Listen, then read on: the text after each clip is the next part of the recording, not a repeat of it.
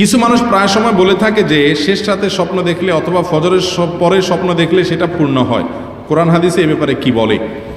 স্বপ্ন কোন সময় দেখলে সত্য হয়, কোরআন এবং হাদিস ঘাঁটলে এ সম্পর্কে সুস্পষ্ট কোনো পরিষ্কার কোনো নির্দেশনা পাওয়া যায় না যে এই সময় স্বপ্ন দেখলেই সেটা সত্য হবে। তবে হ্যাঁ, ঘুম কিছুটা পাতলা থাকলে স্বপ্ন এর ব্যাখ্যা বিশেষজ্ঞরা অনেকেই বলেন, লেখেন যে সে সময়ের ঘুমটা, সে সময়ের স্বপ্নটা সত্য হয় এবং সকালের টাইমটা, এই টাইমটা কিছুটা ফজরের আগের টাইমটা বা সকালের টাইমটা, স্বপ্ন যেটা দেখার পর মানুষের স্পষ্ট মনে থাকে কি দেখছে, এটা সত্য হওয়ার সম্ভাবনা বেশি থাকে। স্বপ্ন তিন প্রকার, একটা হলো সত্য স্বপ্ন, একটা হলো মিথ্যা স্বপ্ন, আরেকটা হলো জল্পনা কল্পনার কারণে যে স্বপ্ন দেখে সেটা।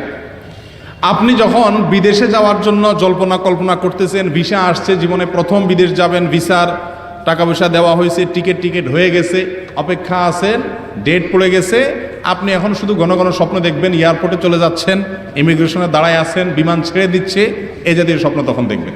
ঠিক না বে ঠিক?